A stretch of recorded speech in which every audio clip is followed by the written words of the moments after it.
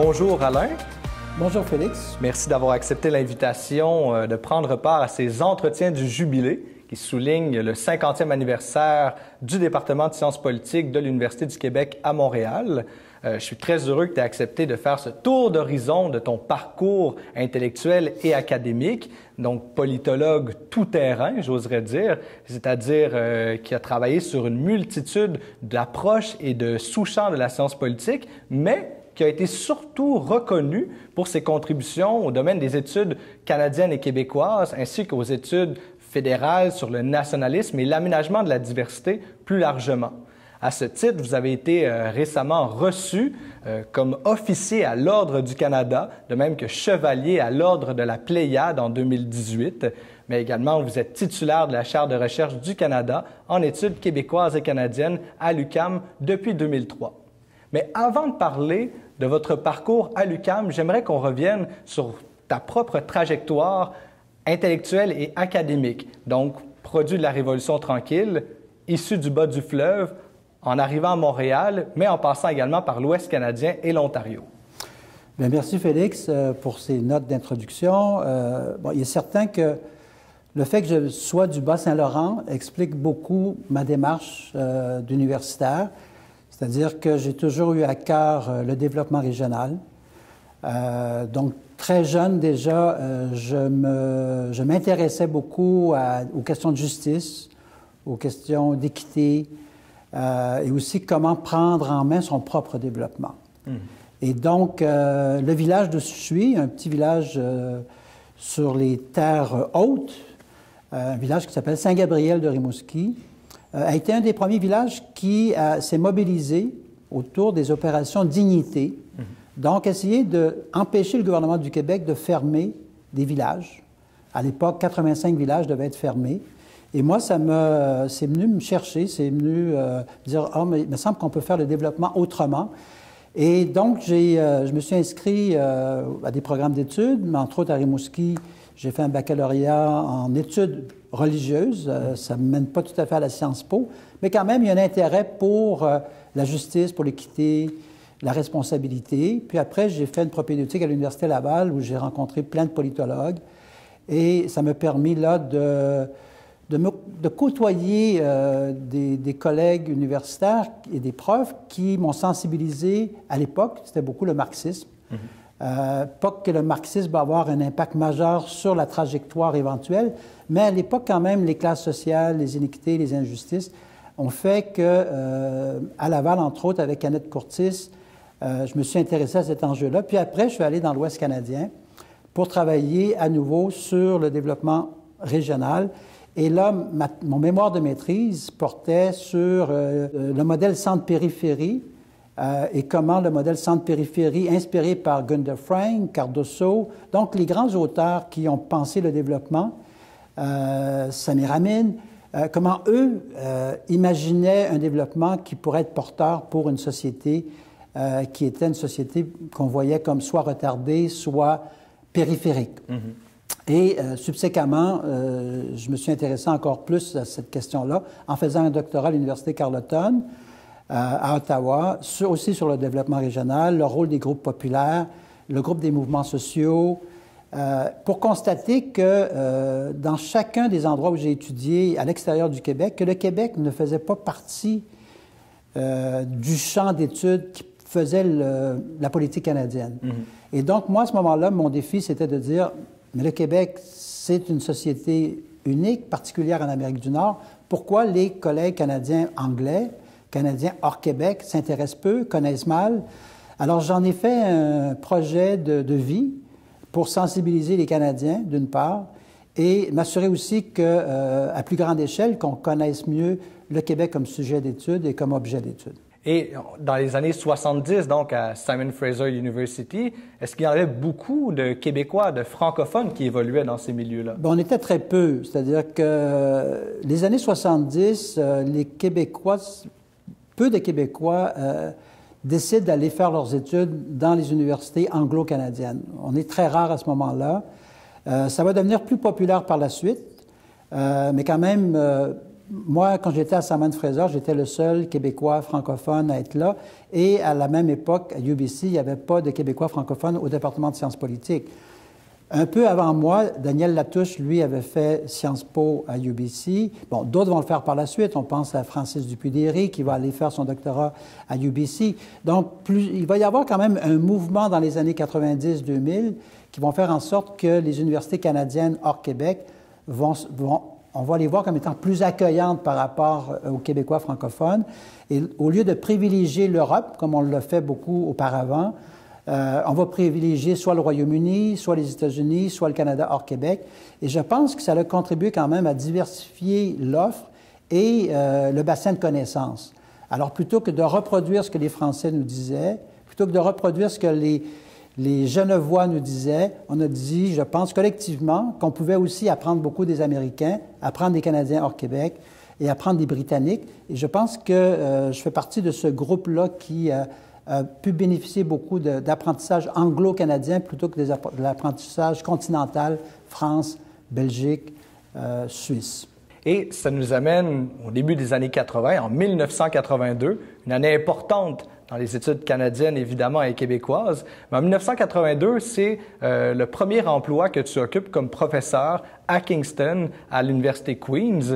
Et à ce moment-là, est-ce que tu fais également le même constat, bien qu'on soit beaucoup plus près physiquement du Québec, que les études francophones développées au Québec sont peu connues, finalement, par les politologues anglophones du Canada? Quand je me retrouve à Queen's en 82, un poste sur les études fédérales, il va y avoir un cours qui va porter sur le Québec qui existe déjà, qui est offert par Peter Leslie, qui est un politologue qui vient des cantons de l'Est, donc une sensibilité particulière, une sensibilité aiguisée en économie politique. Mais essentiellement, il n'y a pas tant d'intérêt que ça pour les travaux qui sont produits par les Québécois francophones. Et même ces Québécois francophones qui écrivent en anglais, on les cite très peu. C'est comme si tout le champ disciplinaire devait naître du Canada ou encore du Canada central, l'Ontario en particulier, Toronto, Kingston. C'est comme s'ils avaient le contrôle sur la production scientifique. Et encore une fois, c'est là où je vais commencer à imaginer le premier manuel que je vais produire, qui s'appelle Québec State and Society, qui commence déjà à être mis en forme en 82-83. Et quand je vais quitter Queen's, parce que je reste très peu longtemps à Queen's, j'ai un contrat de 2 ans qui serait renouvelable éventuellement, mais on m'offre un contrat avec plan de carrière éventuellement au Conseil privé à Ottawa, au Bureau des relations fédérales provinciales, pour penser la stratégie concernant le Québec. Alors, on imagine rapatriement de la Constitution, les conseillers à Ottawa cherchent des gens qui sont en train d'être formés dans les universités canadiennes ou étrangères, qui peuvent leur prêter secours dans la façon de penser la question québécoise et d'essayer de trouver une solution au mal québécois et au mal canadien. Donc moi, je suis embauché pour imaginer la stratégie Québec à l'époque et je suis un peu mal à l'aise parce que chaque fois que j'expose un point de vue par rapport au Québec, il y a toujours une contre-position qui est avancée en disant non, on ne peut pas imaginer le Canada de cette façon-là. Donc, il y a une perspective qui est très centralisatrice. Or, moi, j'ai une mentalité beaucoup plus girondine. Donc, je crois davantage que le développement du Canada doit se faire à partir de ces régions, à partir de ces nations constitutives. Alors, dès ce moment-là, même si mon intérêt premier, c'est le développement régional, il reste que, fondamentalement, je suis un Québécois porteur d'une identité spécifique et que je veux que cette identité-là soit reconnue et qu'elle soit promue. Or, quand je suis au Bureau des relations fédérales provinciales, c'est pas du tout la façon dont on voit les choses. Et celui qui m'avait embauché, qui avait proposé mon embauche à l'époque, c'était Donald Savoie, qui lui trouvait que c'était, bon, une embauche exceptionnelle. Il y avait quelqu'un du Bas-Saint-Laurent qui allait travailler avec lui comme Acadien, avec sa vision autonomiste, portée vers les régions. Et à ce moment-là, Gérard Veilleux dit au collègue Donald Savoie, « Mais pourquoi tu as engagé un marxiste dans la fonction publique, un Québécois marxisant, ça va causer des problèmes à la fonction publique et tout et tout. » Donc, et là, Savoie part à rire, dit « Ben non, Gagnon, c'est pas un marxiste. Gagnon, c'est quelqu'un qui a une sensibilité au développement régional, au développement économique. » Et finalement, heureusement pour moi, Il y a un poste qui ouvre à l'Université Carleton en 84, et je postule, et finalement, j'ai un poste en politique québécoise, canadienne, et là, ma carrière va vraiment débuter, et mon champ d'études, je vais vraiment l'affirmer à ce moment-là. Ce nouveau champ d'études qui va mettre l'accent sur les rapports Québec-Canada et très bientôt sur les relations constitutionnelles. On va bientôt être plongé dans les rondes constitutionnelles de Meach et de Charlottetown. Mais tout ça, on voit, il y a une certaine cohérence depuis le tout début. C'est-à-dire, certes, c'était le développement régional, mais c'était les questions de justice, d'équité, de rapports intercommunautaires qui étaient au cœur de la démarche, qui finalement vont évoluer vers le domaine des études québécoises et canadiennes. Donc, je reviens à Québec State and Society. Qui a contribué à cet ouvrage-là et quelle perspective est avancée? La perspective première, c'était des analyses critiques. Donc, on était loin d'une approche institutionnaliste.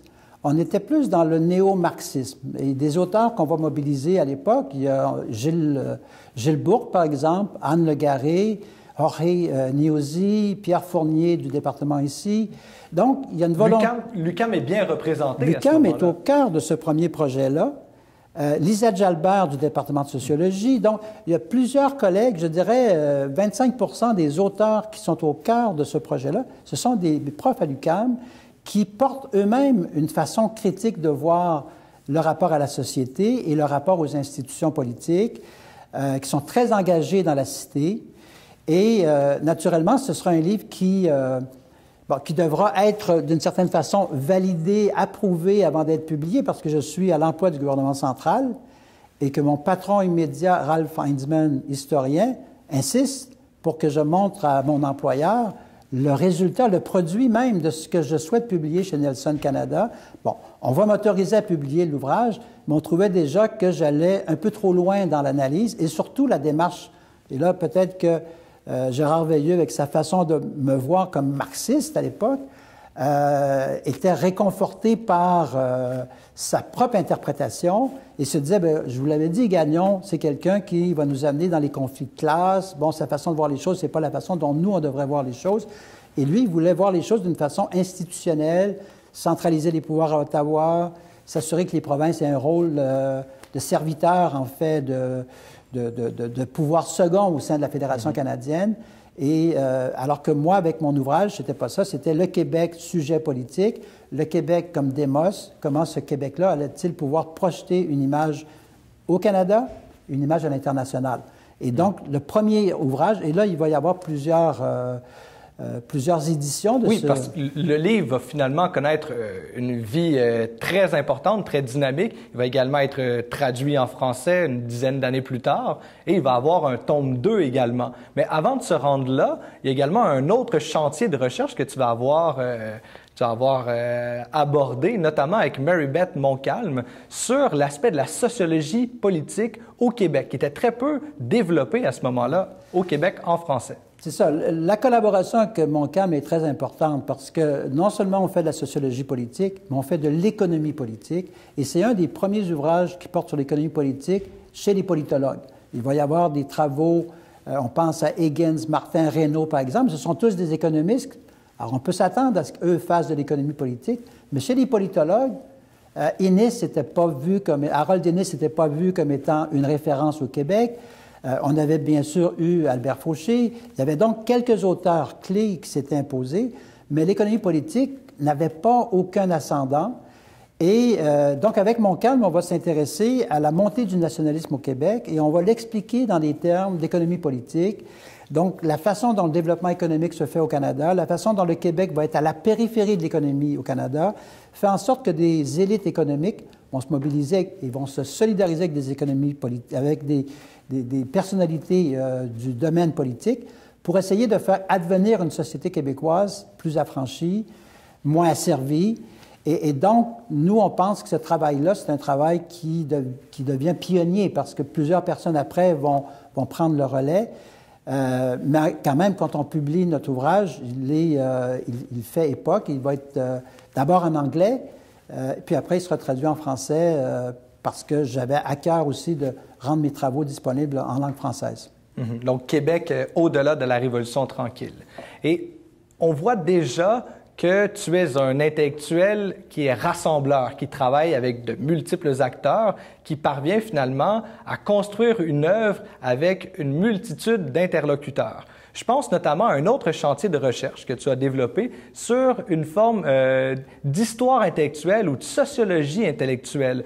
Plusieurs portraits de grands penseurs qui ont marqué le développement politique, sociologique, économique du Québec et du Canada. Je pense à ces multiples collaborations avec Stephen Brooks et Jim Bickerton, entre autres. En fait, c'est une période qui est assez unique et riche. De 85, je dirais jusqu'à 2005, c'est un bloc 20 ans où je vais essayer de prendre la mesure de l'intellectuel organique. Et j'essaie de le différencier par rapport à l'intellectuel canadien-anglais qui va devenir de plus en plus fonctionnaire, alors que l'intellectuel au Québec, il ne fait pas partie immédiatement de la fonction publique, mais il fait partie de ceux qui vont élaborer un ensemble d'idéologies qui vont être porteurs pour l'habilitation du Québec, qui vont permettre au Québec de s'affranchir par rapport au pouvoir central. Et ça, c'est assez unique, c'est-à-dire que la plupart des universitaires au Canada anglais font le choix où ils vont dans la fonction publique, ou encore ils vont s'impliquer discrètement comme universitaires, mais ils ne vont pas prendre véritablement partie à la société et au développement de cette société-là. Or, au Québec, l'universitaire est très engagé et, naturellement, le modèle par excellence, c'est l'UQAM, où la plupart des profs ici se sont engagés publiquement, pas toujours politiquement, mais socialement. Ils sont inscrits dans la société. Alors, c'est sûr que quand je suis étudiant, en fait jeune prof en 85, l'idée de voir advenir, de monter ce chantier-là avec Brooks et avec Bickerton, ça va être très porteur. On va écrire, par exemple, on va faire un collectif sur l'influence des intellectuels, l'engagement des intellectuels, la façon dont les intellectuels vont contribuer à l'élaboration des politiques publiques. Puis après, on va faire des portraits des penseurs comme Marcel Rioux, Charles Taylor. Donc, plutôt forme vignette, mais quand même, il y a là des bases essentielles pour ceux qui voudraient faire un mémoire de maîtrise, une thèse de doctorat aujourd'hui. Là, il y a un travail quand même de longue haleine. Et j'insiste, ceux qui vont écouter cet entretien-là, de se dire que ceux avec qui ils sont aujourd'hui formés à la maîtrise ou au doctorat, c'est ceux avec lesquels ils auront probablement la plus longue complicité dans leur histoire académique. Alors moi, dans mon cas, Stephen Brooks, Jim Bickerton, c'est des gens avec qui j'ai travaillé depuis 1980.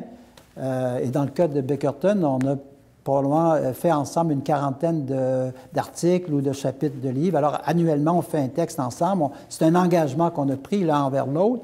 Et donc, on s'accompagne dans notre façon de comprendre le Canada, de construire et de déconstruire le discours de l'autre. Et je pense que c'est très positif pour la façon dont les gens peuvent envisager le Canada comme entité politique, mais le Québec aussi comme entité pleine et entière. Et parmi ces contributions, il y en a également beaucoup, notamment dans les années 90, qui vont devenir des manuels pour former les nouvelles générations de politologues, des étudiants en sciences sociales plus largement. Je pense par exemple à Political Parties in Transition, qui est maintenant rendu à sa 5e édition, qui s'en va vers sa 5e édition aux presses de l'Université de Toronto, ou encore à Canadian Politics avec James Bickerton, qui est à sa 7e édition. Évidemment, Québec, État et société, qui va avoir connu 2 tomes et qui a été un peu... il y a un autre ouvrage qui est venu prendre le relais, La politique québécoise et canadienne, un ouvrage que tu as monté en collaboration avec David Sanchagrin, qui est étudiant en doctorat ici à l'UQAM. J'aimerais que tu nous parles un peu de l'importance de ces manuels-là, pour avoir des manuels pour aider les nouvelles générations à comprendre les enjeux, mais également de t'associer dans tes travaux avec tes étudiants. Ces manuels-là, pour moi, sont essentiels parce que c'est une façon d'être présent dans le champ politique. C'est une façon de dire qu'il y a différentes façons de penser le politique. Donc, auparavant, on se fiait toujours à l'école de Kingston pour nous dire comment il fallait penser les relations fédérales-provinciales. On se tournait vers l'Université de Toronto pour dire voici la façon dont on doit penser la dynamique partisane, les systèmes partisans. Or, lorsqu'on, Bickerton ou Brian Tanguay et moi, on décide d'élaborer ces projets, ces manuels-là, c'est de dire, il y a d'autres façons de penser. On n'a pas à être limité dans notre façon de penser les choses. Il ne faut pas juste penser en termes de politique de courtage, comme nous le disent les auteurs de l'Université de Toronto ou des universités avoisinantes, mais peut-être qu'il y a une façon de penser l'affiliation, la désaffiliation politique à partir d'autres principes. Alors, c'est ça vers quoi nous, Brian Tanguay et moi, on a beaucoup investi. Et dans le projet avec Bickerton, donc 8 éditions de Canadian Politics sur une trentaine d'années maintenant, pour moi, ça a été la façon dont on a agi, ça a été de donner une voix à la fois aux Premières Nations, à la fois au Québec et surtout à l'ensemble des régions du pays, alors qu'autrefois, on pensait la politique en fonction de l'Ontario, du cœur de l'Ontario, c'est-à-dire Toronto, et les politologues de Toronto nous disaient comment penser les choses. Or, avec Bickerton, on a pensé les choses à partir du Nord, à partir de l'Ouest canadien, des provinces de l'Atlantique, et le Québec est toujours fièrement représenté. Donc, plutôt que de faire semblant que les Québécois n'existent pas, nous, on ne fait pas semblant, les Québécois, ils existent, ils sont présents, ils ont un rôle clé. Donc, d'avoir animé, organisé, structuré ces manuels-là, pour moi, c'est une grande fierté, naturellement. Et dans chacun des cas, j'ai toujours fait attention pour m'assurer que le rôle des étudiants au doctorat soit toujours présent. Et donc, dans le manuel la politique québécoise et canadienne aux presses de l'Université du Québec, avec David Sans-Chagrin, c'était le grand défi, m'assurer que les doctorants, ceux qui vont porter le témoin plus loin, soient présents, qu'ils aient un rôle, et ils ont un rôle au même titre que moi. Et donc, il y a une volonté, il y a beaucoup de complicité qui s'est développée, et il faut espérer que cette collaboration-là va durer encore plusieurs années. Donc, dans tous ces travaux, dans toutes ces contributions, il y a une volonté de faire connaître le Québec aux anglophones, mais également à l'international. Pour faire connaître le Québec, tu as notamment mené un combat important dans la décennie 90 lorsque tu étais professeur au département de sciences politiques de McGill, notamment en fondant le programme d'études sur le Québec. Cette décennie, 1990, a été une décennie très importante pour toi parce qu'également, ça a été le moment de fondation de l'Association des études internationales du Québec et également la création du GRSP, le groupe de recherche sur les sociétés plurinationales, en 1994, qui vient rassembler ce que certains ont appelé la génération Meach, une génération d'acteurs, notamment qui proviennent du Québec, qui sont insatisfaits de la tournure des événements avec les rondes constitutionnelles de Charlottetown et auparavant de Meach. Il est certain que mon passage à McGill, bon, il n'est pas passé inaperçu tout à fait. Ça a créé certaines tensions dans l'institution parce que, pour moi, la question nationale, le Québec avait pleinement le droit de s'affranchir pleinement au sein de la Fédération canadienne ou à l'extérieur de la Fédération canadienne. Donc, d'entrée de jeu, on ne s'entendait pas là-dessus. Alors qu'on m'ait confié et qu'on a accepté que je transforme le programme d'études canadiennes-françaises en programme d'études sur le Québec, déjà, là, il y avait un geste quand même de confiance. Et on me disait à l'époque que c'était un geste politique, un geste idéologique que j'essayais de poser. Alors moi, ma réponse était de dire que de ne pas changer rien, c'était aussi un geste politique et un geste idéologique qui serait posé. Donc, on m'a fait quand même confiance. Et là, j'ai lancé une série d'initiatives. Et la principale, c'était vraiment la mise sur pied de ce groupe de recherche sur les sociétés plurinationales, avec Guy Laforêt, François Rocher, Dominique Harel à l'époque. On a aussi James Tully, Charles Taylor. Donc, il y a là un groupe de penseurs qui croient à la diversité, qui croient au pluralisme national, qui convergent là-dessus. Et naturellement, ça ne fait pas consensus et ça dérange. Mais il reste que ce groupe-là a aujourd'hui un rayonnement international majeur. Il a fait partie à 4 occasions, dans 4 concours, des finalistes au prix Savoir au CRSH. Donc, on constate au CRSH que c'est une des 3 plus grandes équipes en termes d'impact scientifique au pays, à 4 moments. Donc, pour moi, ça, il y a une grande fierté dans tout ça. Et le regroupement s'est rajeuni, il s'est transformé. On a accueilli des chercheurs femmes de plus en plus. On pense à Joanne Poirier de l'Université McGill, Dominique Lédet. Donc, plusieurs personnes se sont associées à l'équipe et on a donné un rôle de plus en plus important à ceux qui s'intéressent aux enjeux autochtones, parce qu'on pense que la question du Québec, sans qu'on ait trouvé une solution à l'enjeu autochtone, elle est difficilement soluble. Donc, il faut trouver des avenues d'accommodement. Il faut trouver aussi, donner voix au chapitre à plusieurs acteurs.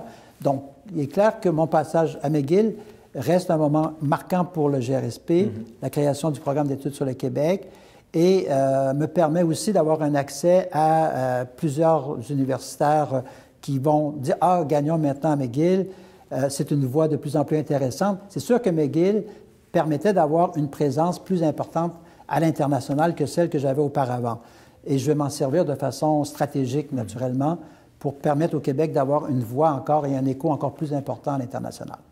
Et le programme d'études sur le Québec ainsi que le GRSP t'ont également permis de te confronter au monde de l'édition, en fait, avec la collection Débat que tu vas fonder, que tu diriges encore aujourd'hui aux presses Québec-Amérique, qui a connu environ 25 titres à ce jour. C'est ça. Donc, il est vrai que je suis assez actif au niveau de l'enseignement, je suis assez actif dans le monde de l'édition. Donc, quand on va mettre sur pied le GRSP, on met aussi sur pied cette collection chez Québec-Amérique, la collection Débat, on l'a mentionné. Pourquoi? Parce qu'on voulait que tous les sujets chauds, pas juste les sujets d'actualité, mais les sujets chauds au Québec et au Canada soient débattus ouvertement. Donc, on a parlé d'indépendance, on a parlé de fédéralisme, on a parlé de régime de citoyenneté. Aucun sujet n'était considéré comme un sujet tabou. L'enjeu de la sécession a été traité ouvertement, fréquemment. Donc, Jacques Fortin, le directeur des presses, me fait une confiance exceptionnelle. Et au même moment qu'on créait le programme d'études sur le Québec, l'Université McGill ne souhaitait pas bien financer ce programme-là. Donc, il a fallu que j'aille chercher du financement à l'extérieur de l'Université McGill. Et le Mouvement des Jardins va accepter d'appuyer l'initiative et va essentiellement payer le salaire de celui qui va m'appuyer pendant de nombreuses années. Et donc, on boucle la boucle avec le développement régional, finalement. Exactement. Et Desjardins, à ce moment-là, avait une image très verte. Et ça nous amène au passage finalement au 21e siècle qui, dans ton cas, va être marqué par ton arrivée en 2003 au département de sciences politiques de l'UQAM en devenant titulaire de la Chaire de recherche du Canada en études québécoises et canadiennes. Est-ce que tu veux nous ramener à ce moment-là? Quels étaient les grands défis que tu t'es donnés à ton arrivée à l'UQAM? Le défi principal pour moi, c'était de m'assurer que l'UQAM ait une place et une voix de plus en plus importante dans la recherche universitaire. Ça ne se fait pas en solo. Donc, ça prend une équipe. Ça prend des acteurs qui sont mobilisés. Ça prend une volonté de s'impliquer. Et donc, la première année, c'est là où je vais essayer de mettre sur pied l'équipe, identifier les intervenants, les sujets de recherche. Et la première initiative qui va être prise, ça va être de créer, dès mon arrivée, le Centre de recherche interdisciplinaire sur la diversité et la démocratie, le CRIDAC. Je pense que ça, c'est une des plus belles réalisations à ce jour. Qui compte maintenant une quarantaine de chercheurs. C'est une quarantaine de chercheurs, une dizaine d'universités au Québec. Un financement, on est allé chercher un financement d'1 500 000 au cours des dernières années et on est présentement en demande de renouvellement avec celle qui a pris le relais, Dominique Lédet du département de philosophie ici à l'UQAM. Donc, ça a été de mettre sur pied une programmation de recherche qui s'intéresse à la fois à l'aménagement de la diversité, au pluralisme juridique, à la place des Premières Nations et à l'étude des petites nations. Et là, ça m'a permis donc de tendre la main à plusieurs collègues, à la fois chez les Premières Nations. On a mis sur pied rapidement les Midis des Nations à l'UQAM, où on a fait venir les leaders autochtones. Plusieurs leaders autochtones ont défilé au département de sciences politiques. On a aussi établi des contacts étroits avec les Catalans, avec les Basques, avec les Galiciens, les Écossais, les Irlandais. Donc, on a fait un effort majeur pour s'assurer que la façon dont nous, on pensait la diversité, le pluralisme juridique et la diversité nationale, qu'on allait avoir un écho, pas juste au Canada hors Québec, mais aussi à l'international. Parce que nos travaux au Canada sont, on l'a dit, François Rocher, entre autres, dans ses travaux, nous l'a dit quelques reprises, sont très peu cités. Donc, il a fallu qu'on se serve de l'international pour forcer les Canadiens, finalement, à reconnaître le sérieux de nos travaux et l'à-propos de nos travaux. Donc, rapidement, nos travaux ont été diffusés par des universités comme Cambridge, Oxford, et quand ça s'est produit, là, les Canadiens, hors Québec, ont commencé à nous citer, avec une certaine réticence, mais ils ont dû avouer, reconnaître que nos travaux avaient un impact majeur partout ailleurs, et nos travaux ont été rapidement traduits dans plusieurs langues.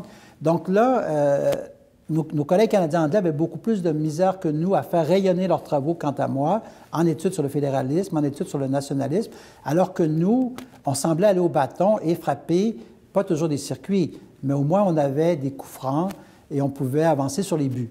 Donc, je pense qu'on a quand même, et l'UQAM a été à l'avant-garde de plusieurs débats de société, et je pense qu'on peut être fier de ce qui a été réalisé au cours des 15 dernières années en particulier. Mm-hmm. Jusqu'à maintenant, on a beaucoup parlé de ton rôle d'entremetteur, de rassembleur, mais tu es également un chercheur qui a produit des monographies personnelles qui ont connu un succès assez impressionnant. Je pense notamment à ce triptyque qui demeure inachevé à ce jour. On a 2 titres déjà qui sont sortis. Je pense à La raison du plus fort, à L'âge des incertitudes et en ce moment, le livre sur lequel tu es en train de travailler, Le choc des légitimités. Donc, quel est cet horizon de recherche dans lequel tu t'es plongé, notamment depuis que tu es arrivé à l'UQAM? C'est-à-dire, mon premier projet, La raison du plus fort, la volonté, c'était d'essayer de faire un plaidoyer pour le fédéralisme multinational. Des gens comme Bernard Landry vont dire que je rêve. À l'époque, il me disait que je rêvais. D'autres vont dire « Ah, mais dans le fond, Gagnon, c'est un fédéraliste, il n'est pas de notre côté. » Bon, pour moi, l'enjeu, ce n'est pas d'être d'un côté ou de l'autre. L'idée, c'est d'avoir des outils à partir desquels on peut affirmer un contexte de choix qui soit raisonnable et responsable. Donc, il est possible que ce soit dans la fédération, puis il est possible que ce soit à l'extérieur de la fédération. Mais ce que je constate, c'est que dans chacune des fédérations, il y a une tendance lourde qui consiste à centraliser les pouvoirs, quoi qu'il arrive. Plus une fédération dure longtemps, plus les pouvoirs ont une tendance à être centralisés.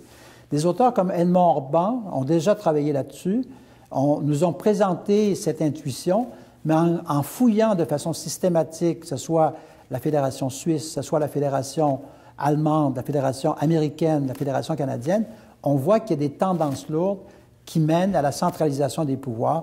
Alors pour moi, c'est de dire qu'il faut repenser les fondements de la Fédération à partir des nations constitutives.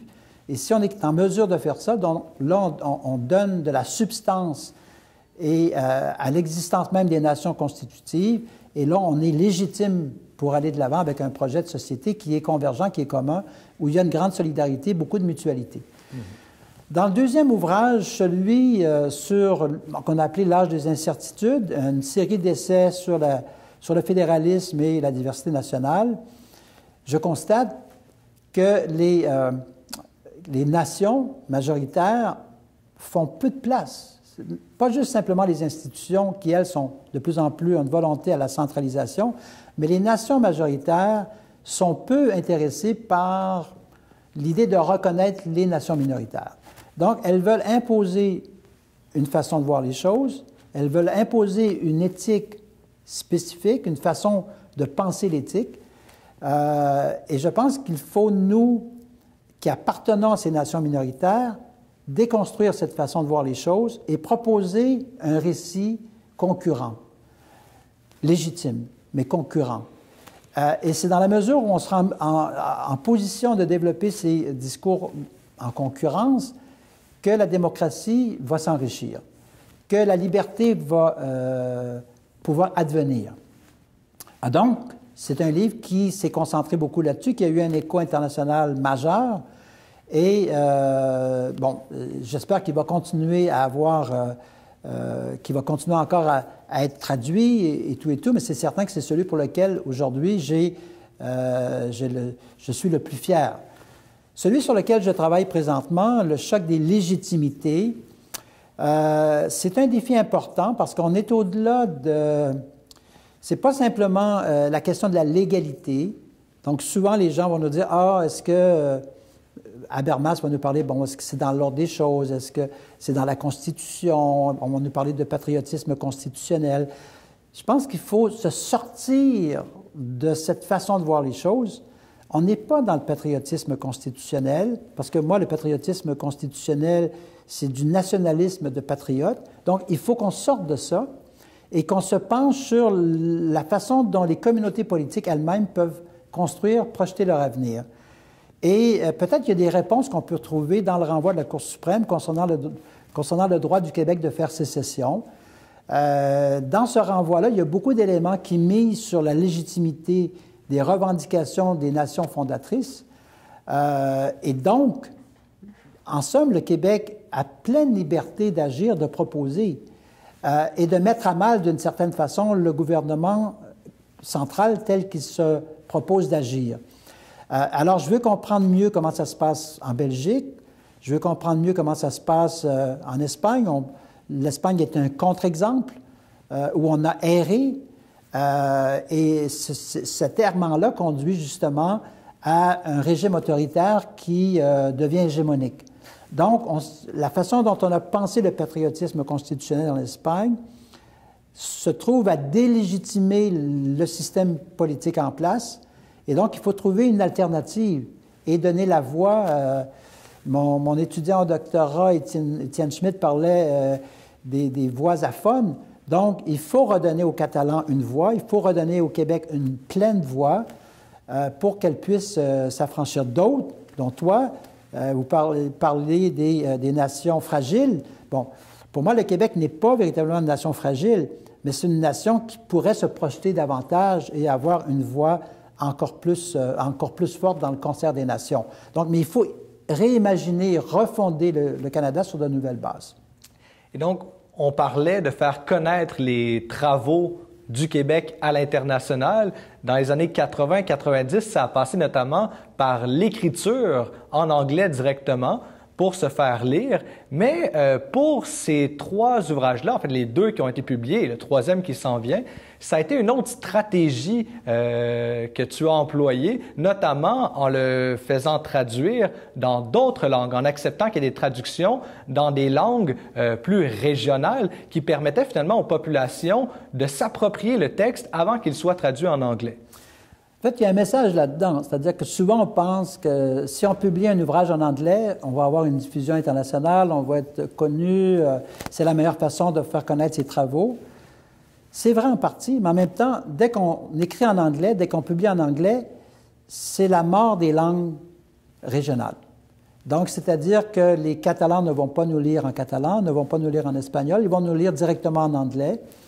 Or, moi, ma stratégie cette fois-ci, ça a été d'aller voir les nations minoritaires, les plus minoritaires dans les ensembles régionaux. Donc, dans le cas de l'Espagne, je suis allé voir d'abord les Basques. Alors, il y avait peu de chances que les Catalans lisent les Basques, il y avait peu de chances que les Galiciens lisent les Basques. Donc, je suis allé voir les Basques qui ont décidé, première question qu'on me pose, est-ce que le livre est disponible en espagnol? Je dis non. Est-ce que le livre est disponible en anglais? Non. On va le rendre accessible. Donc, après, je suis allé voir les Galiciens qui m'ont posé les mêmes questions. Je suis allé voir les Catalans. Et donc, tout ça a fait qu'en Espagne, rapidement, les 4 langues historiques ont pris à bras-le-corps l'ouvrage et l'ont rendu disponible dans ces langues-là. Après, je suis allé voir les Kurdes. Les Kurdes ont traduit. J'en ai informé des éditeurs turcs. Les Turcs ont dit, est-ce que c'est disponible en anglais? J'ai dit non. Je leur ai dit, c'est disponible maintenant dans la langue kurde. Et là, c'était un choc pour eux. Et là, c'était la course pour traduire le livre en turc. Bon. Donc, il y a eu une stratégie là qui a marché. Et aujourd'hui, le livre est disponible dans une vingtaine de langues. J'en suis très fier. Mais le moment où le livre a été disponible en langue anglaise, l'intérêt pour la traduction a diminué de façon importante. Donc, je recommande fortement d'utiliser cette avenue pour ceux qui voudraient diffuser dans d'autres langues que l'anglais et de contribuer au développement d'une science politique dans différentes aires linguistiques. Je pense que c'est une bonne avenue pour la suite des choses. Et j'aimerais conclure notre entretien en revenant sur le métier, sur la vocation de professeur que tu exerces depuis bientôt 4 décennies. Qu'est-ce que ça signifie pour toi être prof d'université en français à l'UQAM au département de sciences politiques? En fait, c'est probablement le plus beau rêve de ma vie. C'est-à-dire, je ne pensais jamais, au sortir de l'UQAR, que j'allais finir ma carrière à l'UQAM. Je ne pensais pas que j'allais pouvoir avoir cette carrière et je ne pensais pas non plus que j'allais prendre aussi au sérieux la carrière de prof. La carrière de prof, c'est la carrière d'encadrement. Il y a l'enseignement, il y a la diffusion, il y a l'encadrement, puis il y a l'accompagnement. Ce sont toutes des étapes qui sont distinctes et aussi importantes l'une que l'autre. Donc, pour moi, le moment le plus important, c'est le moment de l'accompagnement. C'est-à-dire, une fois qu'on a exprimé son point de vue, diffusé son message, partagé, c'est de voir que ceux qu'on a contribué à former, qu'ils vont continuer et qu'ils vont prendre à cœur d'encadrer, d'accompagner ceux qui vont suivre. Et donc, d'essayer de trouver un financement pour mes étudiants, essayer de leur permettre d'avoir une première publication, de lancer un premier projet. Pour moi, c'est aussi important que de publier mes propres travaux. Mais ça, je pense que c'est venu avec la maturité. À 30 ans, 35 ans, j'étais plus intéressé à moi, je dois publier, je dois me faire connaître et tout. Mais je dirais que plus j'ai pris de la maturité, plus j'ai constaté que l'avenir, c'était pas moi. L'avenir, c'est ceux qui suivent, ceux qui prennent le relais. Et la chose pour laquelle je suis aujourd'hui le plus fier, c'est en venant à l'UQAM, où encore aujourd'hui, 50% des étudiants dont les parents n'ont pas été à l'université viennent faire des diplômes en sciences politiques ou en sciences sociales, accompagner ces jeunes-là, agir comme relais, agir comme esprit positif, j'espère. Ça, si je réalise ça, pour moi, c'est une belle réalisation. Et finalement, c'est que j'espère que vont me survivre ce que j'ai mis en place, c'est-à-dire les collections dans différentes presses universitaires, mais aussi des infrastructures majeures, dont le CRIDAC, dont le GRSP, ou plus récemment le CAPCF, le Centre d'analyse politique, Constitution et fédéralisme. Mon plus grand souhait, c'est que l'UQAM, le département de sciences politiques, embrasse à plein corps ce projet-là et qu'éventuellement on recrute pour avoir un directeur qui va prendre le relais, qui va continuer ce projet. Donc, il n'y a pas d'orientation quand on travaille sur le fédéralisme. On peut travailler fédéralisme et sécession, on peut travailler sur fédéralisme territorial, multinational. Donc, c'est sûr pour moi, la mise sur pied de ces infrastructures majeures-là, de leur donner une pérennité. À ce jour, on a réussi, mais je pense qu'on peut continuer ce défi-là et ce serait avec grande fierté que, et encore plus que mes propres travaux, si on peut réaliser ça, ça serait une mission accomplie. Eh bien, au nom de tous tes étudiants, passés, actuels et à venir, merci pour ton implication. Merci Félix, très apprécié.